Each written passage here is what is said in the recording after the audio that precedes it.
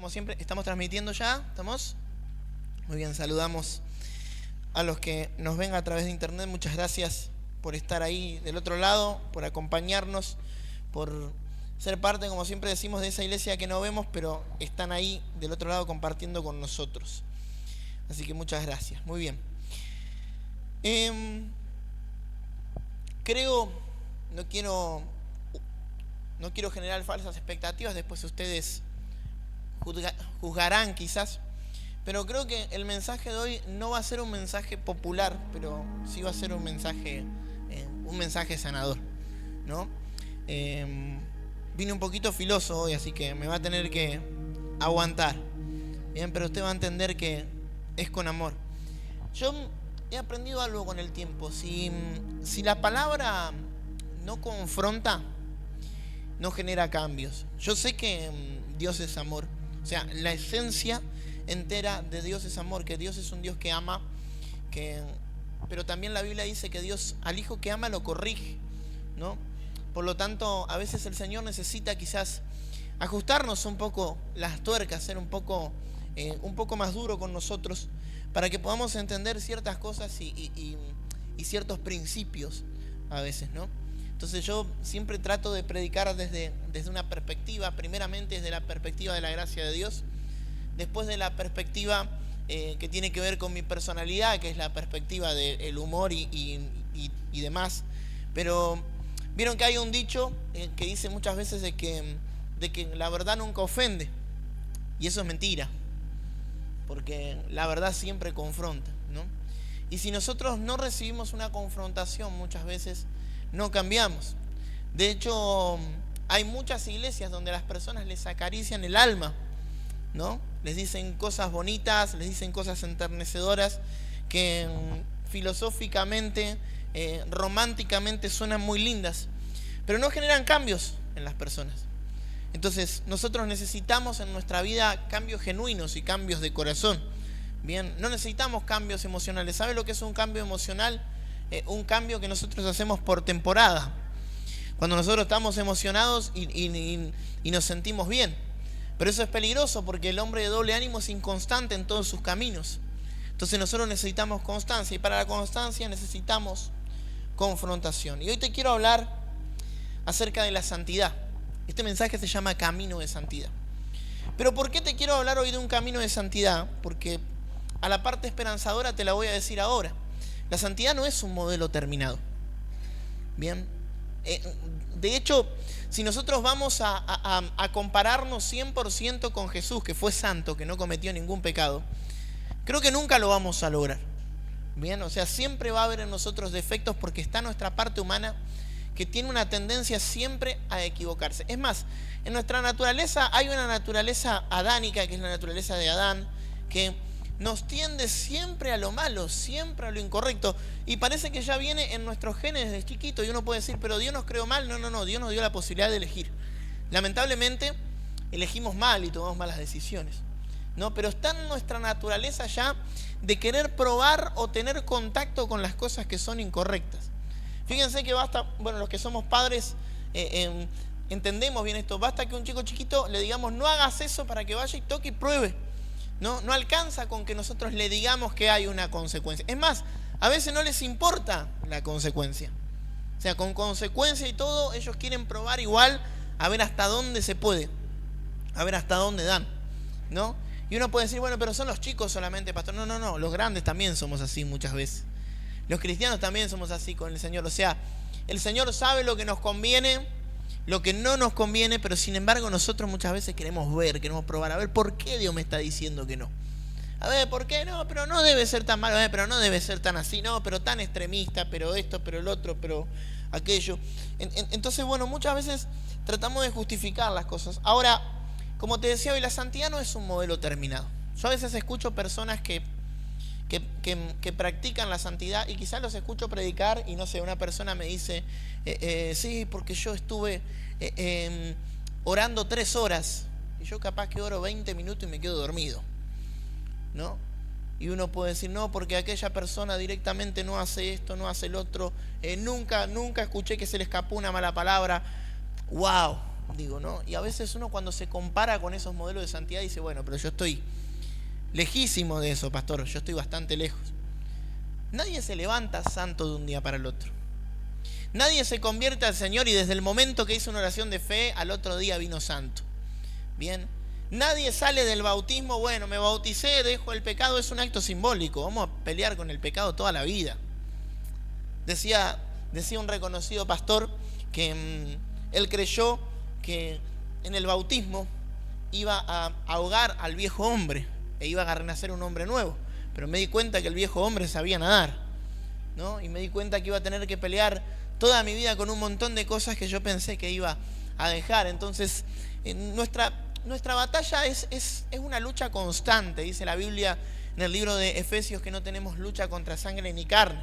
O sea, todo el tiempo nosotros luchamos. Y ¿sabes qué? La santidad es algo que se ejercita. ¿Por qué hablo de un camino de santidad? Porque es algo progresivo que va en nuestra vida de a poco. Mira, hay algo que vas a notar, y quizás lo estás notando en tu vida, o estás en esta temporada, donde notás que Dios te pide cosas que antes no te pedía. Y uno puede decir, pero ¿por qué Dios me pide esto ahora? Yo toda mi vida fui de esta manera, o toda mi vida me manejé de esta manera, o toda mi vida esto que hacía no era malo, y ahora capaz que no es malo tampoco, pero sin embargo, Dios te lo está pidiendo. La Biblia dice, miren, en el Antiguo Testamento, esto no es ahora, pero en el Antiguo Testamento, ver a Dios significaba morir. Bien, porque la santidad de Dios era tan grande, morir físicamente, no espiritualmente. La Biblia dice que la persona que estaba delante de la gloria de Dios físicamente se moría. Bien, porque no podíamos nosotros soportar en nuestro cuerpo tanta santidad. Porque nosotros somos, por naturaleza, somos pecadores y cometemos errores. Entonces, como yo les decía, quizás nunca alcancemos un nivel de santidad de perfección, pero el modelo de Jesús, que la Biblia dice que es el modelo de varón perfecto, es para que nosotros nos podamos comparar e ir de manera progresiva cada día más a ese modelo de santidad. Y como te decía, si Dios hoy te pide cosas que antes no te pedía, es una buena señal. Hay una señal en tu vida de que te estás acercando más a Dios, de que tu comunión con el Señor se está haciendo cada vez más fuerte. A mí me sorprendió porque yo durante mucho tiempo hice cosas quizás de manera natural, que no te diría pecados, pero hice cosas que para mí eran normales, que para mí eran comunes, y de repente me doy cuenta de que no. Y uno puede decir cosas sencillas que cualquier otro quizás las hace, y uno puede decir, pero no, vos ya no las podés hacer. Bien. ¿Y por qué, Señor? ¿Pero por qué conmigo? ¿Pero por qué si todo el mundo lo hace? Y como yo les digo muchas veces, a veces cuidamos los detalles de la santidad en las grandes cosas y nos olvidamos de las pequeñas cosas que nos roban santidad.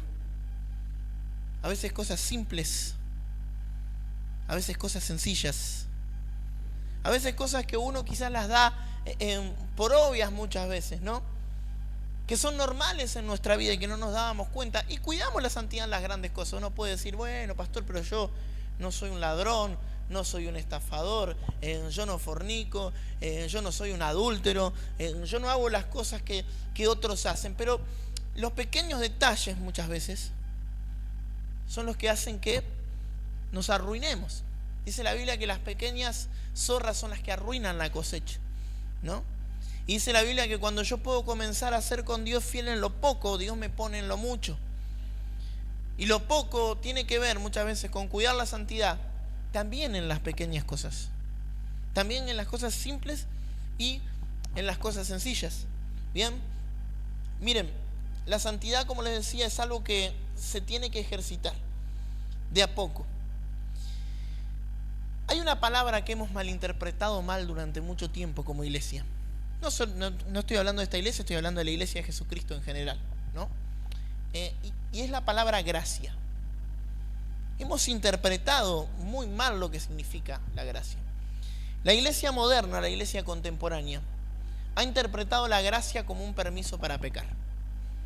Cada vez que se mandaban algunas decían, bueno, estamos en la gracia, no pasa nada, ¿no? Total, estamos en la gracia, es muy sencillo. Pero ¿sabes qué? la gracia no es un permiso para pecar, la gracia es un regalo. Y ojo, hay que tener mucho cuidado porque la Biblia dice que si nosotros seguimos pecando de manera consciente, dice que ya no hay más sacrificios para hacer. O sea, Cristo no puede morir de vuelta. Por lo tanto, vos y yo tenemos que esforzarnos porque ya no hay más derramamiento de sangre. O sea, ya no hay más sacrificios. Entonces vos y yo, de manera consciente, la gracia es un regalo que tenemos que cuidar y que tenemos que valorar. ¿Bien? Recién empiezo con esto, pero los cristianos tenemos que entender que en nuestra vida tenemos que encontrar un equilibrio. Un equilibrio es que no podemos ser liberales por demás, ignorando todos los principios espirituales, haciendo lo que queremos, total estamos en la gracia. Y tampoco podemos ser santurrones, de que no nos movemos, que no hablamos, que no nos reímos, que todo es pecado. Yo me crié en una cultura cristiana donde todo era pecado. Yo iba a la escuela y mis compañeritos hablaban de las series o de los dibujitos animados que miraban y todo era del diablo. Todo era del diablo, ¿no? Los dibujos animados eran y no podías mirar Pokémon, y no podías mirar Dragon Ball, y no podías mirar, no sé, todas las series que estaban de moda ahí en ese momento, y todo era del diablo. Entonces te metían dentro de una cajita donde vos tenías colegio cristiano, donde tenías amigo cristiano, donde tenías calzoncillo cristiano, donde todo era cristiano, ¿no? Porque no te podías salir de adentro de la burbujita. Y nos íbamos de un extremo al otro. Y he estado en iglesias totalmente liberales, donde se permitía cualquier cosa, total estamos en la gracia. Entonces vos y yo tenemos que aprender a encontrar un equilibrio para saber qué es realmente la santidad. Bien, hoy voy a ser fuerte con el mensaje, pero también voy a responder a algunos interrogantes. Porque quizás algunos interrogantes que tenemos a veces es ¿por qué Dios no nos responde? Y quiero aclarar algo con esto, que Dios no te responda no significa que estés en pecado, porque a veces vamos a analizar ahí, nos vamos, estoy en pecado, Dios no me habla por eso. No. A veces estamos en procesos donde Dios hace silencio, a veces hay cosas que tienen que pasar, a veces Dios tiene que trabajar en nosotros y Dios tiene que trabajar en los demás. Pero déjame serte claro, el pecado es una de las razones por las cuales Dios no habla. Dice la Biblia que si yo en mi corazón hubiese mirado la iniquidad, Él no me habrá escuchado. O sea, mi oración no habrá llegado al Señor si yo hubiese hecho las cosas mal, si yo hubiese mirado el mal. Mi oración no va a ser escuchada. Por lo tanto, es un factor que yo en mi vida tengo que analizar. Dios es santo. Y a veces cuando en nuestro corazón hay pecado, Dios no respalda el pecado. Y esto es algo que yo siempre se los digo, ¿no? Y es que las buenas intenciones o hacer algo bien no tapa todas las cosas que nosotros hacemos mal. ¿Bien? Te lo voy a repetir. El hecho de que nosotros estemos haciendo quizás algo, ¿bien? No significa, o sea, que estemos haciendo algo bien, no significa que eso tape todas las otras cosas que nosotros estamos haciendo mal. Yo me acuerdo cuando yo era chico, mi papá y mi mamá trabajaban todo el día. Entonces a mí se me encargaba limpiar la casa, limpiaba como podía, de a poco me fueron enseñando a limpiar y demás, y yo tenía que limpiar toda la casa. Ahora, yo tenía una costumbre, y era que las tareas que menos me gustaban, por ejemplo, el lavar los platos era algo que detestaba, era algo que no me gustaba. Entonces yo lo que hacía era dejar esa tarea siempre para lo último, ¿no? Tender la cama tampoco me gustaba. Entonces yo ¿qué hacía? Barría adentro, afuera, a veces ponía la ropa a lavar, a secar y demás, pero esa tarea no la hacía. Entonces de repente se me iba la hora porque iba postergando lo que tenía que hacer. Cuando mi papá y mi mamá llegaban se enojaban, y cuando se enojaban yo lo primero que les decía era, bueno, pero hice todo lo otro, ¿no? Y vieron que muchas veces el ser humano tiene esta actitud. Cuando te van a retar por algo que hiciste mal, mencionás todo lo que haces bien. Y te voy a decir algo, a Dios no le importa lo que haces bien. ¿Cómo que a Dios no le importa? Claro, porque es tu deber hacer las cosas bien. Es tu deber. Es lo mismo que un hijo te diga, papá, me saqué un 10. Y dije, buenísimo. Lo único que haces es estudiar.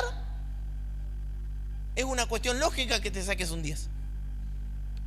es tu trabajo. Y está bien, uno puede, y pastor, pero uno no le puede reconocer el trabajo. Claro, está bien reconocer el trabajo. Pero hay cosas que en nuestra vida nosotros tenemos que dar por hecho. Es lo correcto y es lo que tenemos que hacer. Mis hijos el otro día me enseñaron algo a mí. No voy a dar nombre ni nada, pues después se me enojan. Papá, no me nombren en el público. No los voy a nombrar. Me enseñaron algo, los tres me enseñaron algo, ¿no? Y yo les decía, papá se esfuerza mucho para traer la comida a la mesa, para hacer esto, para hacer el otro. Y me dicen, es tu obligación, papá. Vos no estuviste. Y tienen razón, ¿no? Yo no estuve, yo decidí tener mis hijos. Yo decidí ser padre. Y yo me enojo y no valoran nada. Y obviamente tienen que valorar las cosas que uno hace. No, es una cuestión lógica. Pero también es mi obligación. Y a veces con el Señor te dice, tenés que hacer tal cosa. Y vos te enojás cuando decís, pero voy a hacer esto, voy a hacer el otro, voy a hacer aquello. Mirá cuántas cosas lindas que dice, Señor. Invité gente a la iglesia, prediqué, hice esto, el otro, que sí, pero hiciste lo que yo te pedí. Hiciste lo que te mandé a hacer. Porque las buenas obras y las intenciones no tapan la desobediencia y el pecado. Y te voy a decir más, la Biblia dice que la salvación no es por obras. Por lo tanto, mis buenas obras y mis buenas acciones no van a tapar mi desobediencia y las cosas que yo estoy haciendo mal. Hay puertas en mi vida donde la única llave para que esa puerta se abra es el hecho de que yo pueda obedecer y que pueda hacer las cosas bien. Necesitamos a veces ese mensaje que nos confronte. ¿Cuánto me están entendiendo? Si quiere ir abriendo su Biblia en el libro de Salmos, capítulo 5, versículo 4. Salmos 5:4. Hay una frase que yo tengo y es que vamos a matar vacas sagradas, ¿no? Y lo digo en el discipulado siempre, pero hoy vamos a matar una vaca sagrada. Hoy vamos a hacer un asado acá en vivo, ¿no? Hoy vamos a tocar otra vaca sagrada.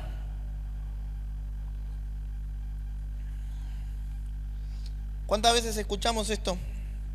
¿No? Dios aborrece el pecado, pero no al pecador. ¿Lo hemos escuchado? ¿En qué parte de la Biblia está? En ninguna. Suena bonito, ¿no? Suena re lindo. Ah, no, porque Dios aborrece el pecado, pero no al pecador. Y hoy voy a matar una vaca sagrada. La Biblia dice todo lo contrario. La Biblia dice algo muy diferente a eso. Escuche esto, Salmos capítulo 5, versículo 4. Porque tú no eres un Dios que se complace en la maldad. El malo no habitará junto a ti.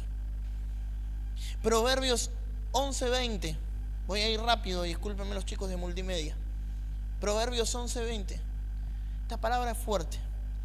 Abominación son a Jehová los perversos de corazón, mas los perfectos de camino son agradables. Salmos capítulo 7, versículo 11. Dios es juez justo y Dios está airado contra el impío todos los días. ¿Contra el pecado dice? No. Contra el que practica el pecado. Dios está enojado todos los días con el impío, con el que practica el pecado. Ay, pastor, pero Dios está enojado conmigo entonces. Bueno, pastor, pero eso es el Antiguo Testamento. ¿Vamos al Nuevo? ¿Quiere sufrir hoy? Pare de sufrir. Libro de Juan, capítulo 3, versículo 36. Juan 3:36.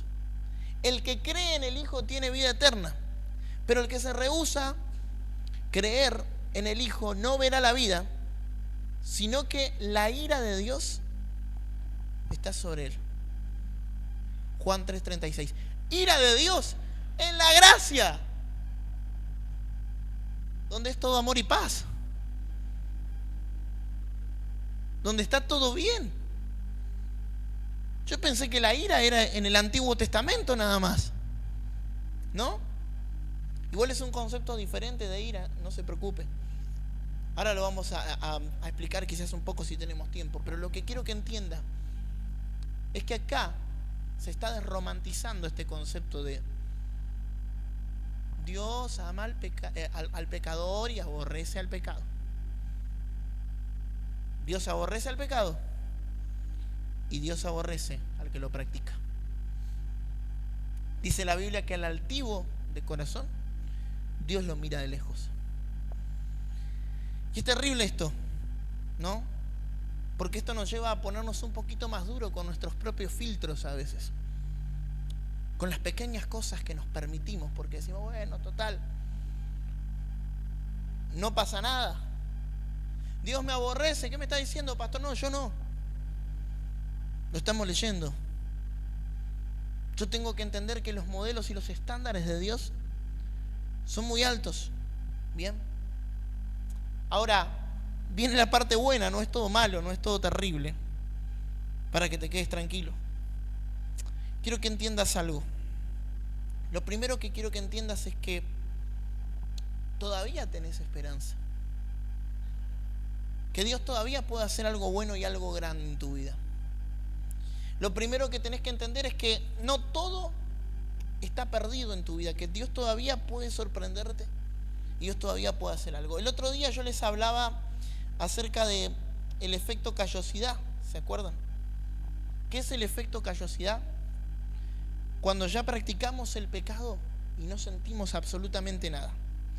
Cuando en nuestro corazón no hay prácticamente ningún tipo de culpa, ni por el pecado ni por las consecuencias. Donde ya no nos importa. Vieron que un callo significa que la piel se hace gruesa, que nosotros ya no sentimos. Y las primeras veces cuando nos equivocamos se atraviesan un montón de sentimientos, nos sentimos culpa, nos sentimos mal, pero llega un momento que ya no nos importa. ¿Y cómo sé, pastor, que todavía estoy a tiempo? ¿Cómo sé, pastor, que todavía estoy en el camino de santidad? Es fácil. La Biblia dice, buscad a Dios mientras pueda ser hallado. El hecho de que estés en una iglesia es una señal de que estás buscando a Dios. Pero ojo, también la Biblia me está diciendo que la gracia de Dios es grande, pero que no es infinita. Y esto es lo que quiero que comprendas. Bien. La gracia de Dios no es para siempre. La gracia de Dios no es para toda la vida. Dice la Biblia, búsquenlo mientras pueda ser hallado. Quizás haya un momento donde busquemos y las oportunidades ya no estén. Quizás haya un momento en nuestra vida donde golpeemos la puerta y la puerta no se abra. Por lo tanto, vos y yo tenemos que ponernos a cuenta ahora con el Señor. Y me incluyo, como siempre les digo, para no mirar desde afuera, desde un ángulo de superioridad. Para entender que todos en nuestra vida necesitamos ser un poquito más santos. ¿Cómo sé que todavía tengo esperanza? Porque lo sigo intentando. Porque sigo cayendo y sigo buscando al Señor. Sigo haciendo las cosas mal y sigo buscando al Señor. Me sigo equivocando y todavía estoy acá, imperfectos. El pastor Dante Gebel ejemplifica mejor que nadie de que la iglesia no es un museo de santos. Porque hay gente que tiene el concepto y la idea de que todos los santos están en la iglesia.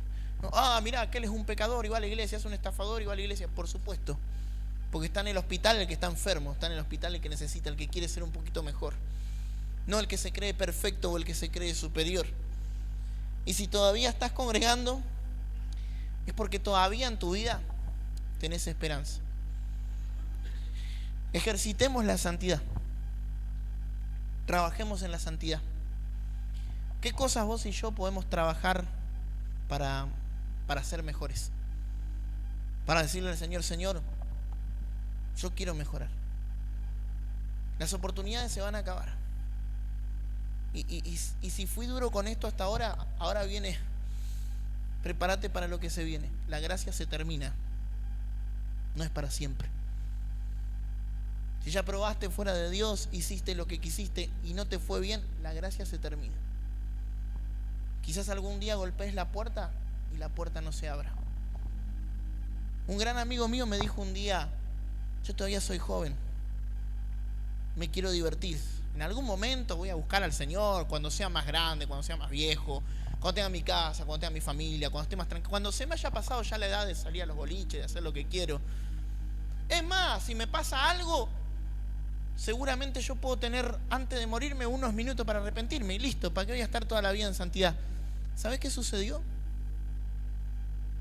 Se murió y no tuvo ese minuto. Y se fue al infierno. No tuvo ese minuto. No llegó, no alcanzó. Porque con la gracia no se juega.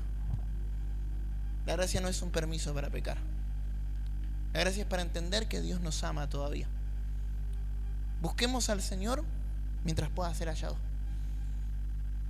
Todavía puedes hacer las cosas bien. Todavía puedes hablarle a los que están al lado tuyo y mejorar un poquito más. Y si estás en el camino de santidad, tranquilo, porque todavía puedes mejorar más. Hablaba un amigo mío con otro amigo, dice que un compañero de trabajo le preguntaba y le decía, che, escúchame, ¿para qué vas a la iglesia? Le dice, que estás en las drogas, ¿no? ¿Estás en el alcohol? No. ¿Estás engañando a tu esposa? No. Entonces, ¿para qué vas? Porque quiero ser mejor todavía. Porque quiero mejorar más. Porque no necesito tener una vida difícil o un testimonio para contar. ¿Vieron que hay gente que no quiere ir a pecar, quiere ir a traer testimonios? ¿No? A veces uno que tuvo una vida más o menos normal, escucha a otro que no sé, que Dios lo sacó de las drogas, que Dios lo sacó de la delincuencia, que Dios y te dan ganas de ir a pecar para traer un testimonio a la iglesia nomás. ¿No? Para venir a contar un testimonio nuevo. Pero no es así. No importa cuál es tu pasado. Dice la Biblia, por cuanto todos pecaron, todos fuimos destituidos de la gloria de Dios. Pero lo importante es que hay restauración y que hay perdón para nuestros pecados. Lo importante es que el que viene a Jesús con un corazón arrepentido, Él no lo echa fuera. Quiero que te puedas poner de pie por un momento. Músicos, por favor.